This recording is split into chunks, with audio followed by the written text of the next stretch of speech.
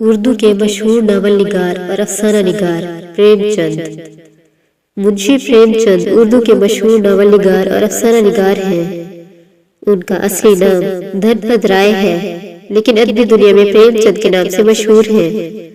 وہ 1880 میں منشی عجائب لال کے وہاں ضلع وارانسی مرٹھوا کے گاؤں لمحی میں پیدا ہوئے۔ ان کے دادا گاؤں کے پٹواری اور والد ایک ڈاک خانے میں کلرک تھے۔ پریم چند ایک غریب گھرانے سے تعلق رکھتے تھے۔ آپ نے تقریباً 7-8 برس فارسی پڑھنے کے بعد انگریزی تعلیم شروع کی۔ 15 سال کی عمر میں شادی ہو گئی۔ 1 سال بعد والد کا انتقال ہو گیا۔ اس وقت 8ویں جماعت میں پڑھتے تھے۔ پورے گھر بار کا بوجھ آپ پر ہی پڑ گیا۔ فکر معاش نے زیادہ پریشان کیا تو لڑکوں کو بطور استاد پڑھانے لگے اور میٹرک پاس کرنے کے بعد محکمہ تعلیم میں ملازم ہو گئے۔ اسی دوران میں BA کی ڈگری حاصل کی۔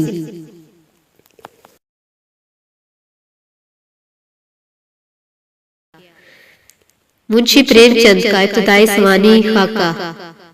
منشی پریم چند، جن کا اصل نام دھن پت رائے شریواستو تھا، 31 جولائی 1880 میں بنارس کے قریب گاؤں لامہا میں پیدا ہوئے۔ پریم چند کے والدین نوجوانی میں ہی انتقال کر گئے۔ جب وہ 14 برس کے تھے تو ان کی والدہ وفات پا گئی اور ان کے والد نے دوسری شادی کر لی۔ پریم چند کی عمر 15 برس کی ہوئی تو ان کے والد کا انتقال ہو گیا۔ پریم چند اپنی سوتیلی ماں اور اس کے بہن بھائیوں کے لیے ذمہ دار چھوڑ گیا۔ زندگی کے ابتدائی دور میں پریم چند نے بہت زیادہ غربت کا سامنا کیا۔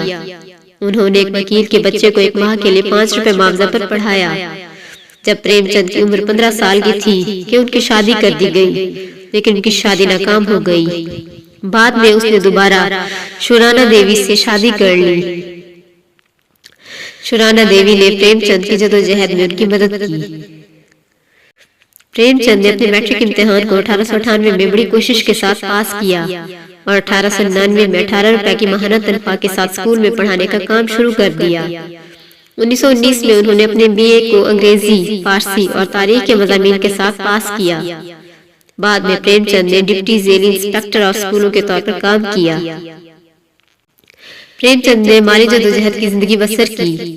ایک بار جب اس نے کچھ کپڑے خریدنے کے لیے 2.19 روپے کا قرض لیا، اسے واپس ادا کرنے کے لیے 3 سال کے لیے جدوجہد کرنا پڑی۔ جب پوچھا گیا کہ وہ اپنے بارے میں کچھ بھی نہیں لکھتا ہے تو اس نے جواب دیا، میرے پاس کیا عظمت ہے کہ میں کسی کو بتانا چاہتا ہوں۔ میں اس ملک میں لاکھوں لوگوں کی طرح رہتا ہوں۔ میں عام ہوں، میری زندگی بھی عام ہے۔ میں نے غریب اسکول کے استاد کے طور پر کام کیا۔ میں نے اپنی تمام زندگی میں اس بات کی آرزو کی کہ ان دکھوں سے چھٹکارا حاصل کر لوں، لیکن میں اپنے آپ کو دکھ سے آزاد کرنے کے قابل نہیں رہا۔ اس زندگی کے بارے میں کیا خاص بات ہے جو کسی کو بتائی جائے؟ زندگی کے آخری برسوں کے دوران وہ بہت ہی بیمار ہو گئے۔ صحت خراب ہونے کی بدولت ان کا انتقال 8 اکتوبر 1936 کو 56 سال کی عمر میں ہوا۔ منشی پریم چند کی ابتدائی ادبی زندگی۔ آپ کا پہلا ناول اسرار مابعد رسالہ آواز خلق میں 18 اکتوبر 1903 کو شائع ہوا۔ 1907 میں دوسرا ناول کیشنا کے نام سے لکھا، جو اب موجود نہیں۔ اس کے بعد 5 افسانوں کا مجموعہ سوز وطن کے نام سے 1908 میں منظر عام پر آیا، جس میں آپ نے آزادی، حریت، غلامی اور بغاوت کے موضوعات کو چھیڑا۔ حکومت برطانیہ نے اس پر پابندی عائد کر دی، چنانچہ گورکھپور کی حکومت نے اس کی تمام نقول حاصل کر کے جلا دی اور آئندہ کے لیے سخت پابندی عائد کر دی۔ پریم چند نے افسانوں میں نواب رائے کے قلمی نام سے لکھا، بعد میں پریم چند کے نام سے لکھنا شروع کیا۔ منشی پریم چند کا افسانہ نگاری میں مقام۔ اس بحث میں پڑے بغیر کہ اردو کا پہلا افسانہ نگار کون ہے، یہ بات بالکل واضح ہے کہ اردو کا پہلا اہم اور بڑا افسانہ نگار پریم چند ہے۔ اردو ادب میں یہ ایک ایسا نام ہے جس سے نظر انداز نہیں کیا جا سکتا۔ ہندوستان کے دوسرے افسانہ نگاروں کی طرح آپ نے پیار، محبت، عشق، ہیرو ہیروئن جیسے سطحی موضوعات کو اپنے اظہار کا ذریعہ نہیں بنایا، بلکہ حقیقت پسندی کی طرف اپنے ذہن و قلم کا رخ جمایا۔ آپ کے قلم سے ہندوستان کی مٹی کی خوشبو آتی ہے۔ آپ کی افسانہ نگاری کو 4 ادوار میں تقسیم کیا گیا ہے۔ منشی پریم چند کی افسانہ نگاری کے ادوار۔ ڈاکٹر مسعود حسین خان نے اپنے مضمون پریم چند کی افسانہ نگاری کے دور میں ان کی افسانہ نگاری کے 4 ادوار بتائے ہیں۔ پہلا دور 1903 تا 1909 تک ابتدائی کوشش، دوسرا دور 1909 تا 1920 تک تاریخی اور اصلاحی افسانے، تیسرا دور 1920 تا 1932 تک اصلاحی اور سیاسی افسانے، چوتھا دور 1932 تا 1936 تک سیاسی اور فکری افسانے۔ پریم چند کی افسانہ نگاری کا آغاز 20ویں صدی سے ہو جاتا ہے۔ 19ویں صدی کی کالونیاں 20ویں صدی میں کئی نئے ادیبوں سے آشنا ہو گئی تھیں۔ اردو شاعری میں اقبال نے ایک نئی جہت اور احتجاجی لہر کا آغاز کیا۔ 19ویں صدی کا معذرت خواہانہ لہجہ آہستہ آہستہ احتجاج میں بدل گیا۔ جنگ عظیم اول 1914 اور انقلاب روس 1917 نے سامراجی قوتوں کے رعب میں رخنہ ڈال دیا تھا۔ پریم چند بھی اسی نیم سیاسی دور سے متاثر ہوئے۔ سوز وطن اسی دور کا اظہار ہے۔ ادب کے ذریعے انقلاب اور معاشرے میں تبدیلی لانے کا تصور پریم چند کی ابتدائی کہانیوں سے سامنے آ گیا تھا۔ اس حوالے سے وہ مقصدی ادب کی ایسی تحریک کا تسلسل تھے جو 1857 کے بعد سر سید اور ان کے رفقا کے ہاتھوں شروع ہوئی تھی۔ آپ کی ابتدائی کہانیوں میں حقیقت نگاری کا پہلو نمایاں رہا ہے۔ پریم چند اس نقطہ سے واقف تھے کہ حقیقت نگاری کا محدود تصور فن کو تباہ کر دیتا ہے۔ بقول شمیم حنفی، پریم چند کہانی کی اوپری سطح پر ہی حقیقت کا التباس قائم کرنا چاہتے ہیں، اس کے نیچے وہ آزادی چاہتے ہیں۔ بقول سید وقار عظیم، وہ اپنی قوم اور ملک کی ہر اس چیز کو پرستانہ نظروں سے دیکھتے ہیں جو اسے دوسری قوموں سے ممتاز کرتی ہے۔ موضوعاتی اعتبار سے تقسیم۔ موضوعاتی اعتبار سے منشی پریم چند کے افسانوں کو 3 بڑے حصوں میں تقسیم کیا جا سکتا ہے۔ جب ان پر داستانوں کا اثر تھا، جب وہ حب الوطنی کے جذبے سے سرشار تھے، جب انہوں نے انسانی نفسیات کا مطالعہ طبقاتی جبر کے حوالے سے کیا۔ پریم چند کے افسانوں میں رومانیت اور حقیقت نگاری کا امتزاج۔ زندگی کے خارجی معاملات اور معاشرے کی صحیح عکاسی حقیقت نگاری کہلاتی ہے، جبکہ رومانیت میں زندگی کے باطنی پہلو اور وجدانی معاملات کو اہمیت دی جاتی ہے۔ اس حوالے سے رومانیت میں تخیل کی آمیزش ہو جاتی ہے۔ ڈاکٹر محمد عالم خان کے مطابق رومانوی ادیب کی زندگی کی عکاسی ایک مصور کی حیثیت سے کرتا ہے، جبکہ حقیقت پسند زندگی کو فوٹوگرافر کی آنکھ سے دیکھتا ہے۔ پریم چند کے ہاں ہمیں دونوں رویے ملتے ہیں، ایک طرف سماج کی سچی اور کھری تصویریں، جبکہ دوسری طرف تخیل کی رنگ آمیزی ملتی ہے۔ ڈاکٹر محمد عالم خان ایک رائے کے مطابق پریم چند کے ہاں رومانیت کا تصور ایک سماجی پہلو لیے ہوئے ہے اور وہ زندگی کی تلخ حقیقتوں سے انحراف نہیں کرتے۔ پریم چند بنیادی طور پر طبقاتی جبر کے خلاف آواز اٹھاتے ہیں، مگر اس کے ساتھ ساتھ فرد کی آزادی کو بھی اہم سمجھتے ہیں۔ ان کے رومانیت پر وطن پرستی کا رنگ غالب ہے، جس کا اظہار ان کی ابتدائی کہانیوں سے ہوتا ہے۔ پریم چند محبت کا تصور رومانی اثرات کے ساتھ ساتھ تلخ حقائق کا اظہار کرنے سے کتراتے ہیں، کیونکہ ان کا تصور محبت سماجی روایت سے منسلک ہے، جس میں محبت کے کئی رنگ موجود ہیں، جس میں حب الوطنی، کچلے ہوئے طبقات سے ہمدردی، مادی حقائق کی اہمیت کو تسلیم کرنا وغیرہ۔ بقول ڈاکٹر محمد عالم خان، پریم چند خیال کو مادے پر اہمیت دیتے ہیں، اور یہی وہ بنیادی فرق ہے جو ان کو اپنے ہم اثر افسانہ نگاروں سے جدا کرتا ہے۔ ماضی پسندی، علم پسندی اور اضطراب و جستجو کو پریم چند کی رومانیت کے بنیادی عناصر قرار دیا جا سکتا ہے۔ دوسرے افسانہ نگاروں کی طرح وہ آنکھ سے چیزوں کو نہیں دیکھتے، بلکہ سماجی رویوں کے حوالے سے پہچان کراتے ہیں۔ ان کے یہاں تخیل کی بلندی ضروری ہے، مگر ان کے پاؤں اپنے سماج اور زمین سے اوپر نہیں اٹھتے۔ آپ اپنا ایک نظریہ حیات رکھتے ہیں، وہ ماضی کے تسلسل میں حال کی پہچان کرنا چاہتے ہیں۔ ان کے یہاں انقلاب اور رومان کا ایک ایسا امتزاج ملتا ہے جس کی بنیاد مثالیت، انسان دوستی اور معاشرتی اصلاح کے ساتھ ساتھ سماجی رویوں پر بھی ہے۔ پریم چند کے کردار اکثر معاشرے کے ستائے ہوئے عام لوگ ہیں۔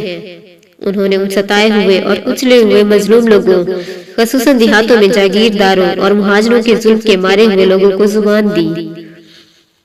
ان کے اندر آزادی کی تڑپ اور جدوجہد کا جذبہ پیدا کیا اور ایک نئی دنیا تعمیر کی، اور طبقات سے آزاد معاشرے کا وجود ان کا بنیادی نظریہ تھا۔ وہ مثالیت اور حقیقت کے امتزاج سے اپنی افسانوی دنیا کی تخلیق کرتے ہیں۔ بقول ڈاکٹر محمد حسین، انہوں نے ایسے کردار بھی ڈھالے ہیں جو فوق البشر طاقت کے ساتھ زندگی کی ساری راحتوں پر لات مار کر کسانوں اور مظلوموں کے دکھ درد میں شریک ہوتے ہیں، تانو تشنیع سے بے پرواہ ہو کر سماجی خرابیوں سے لڑتے ہیں، اور کسی قسم کی ذہنی اور جسمانی ضرب ان کے ماتھے پر شکن نہیں لا سکتی۔ پریم چند کا اسلوب۔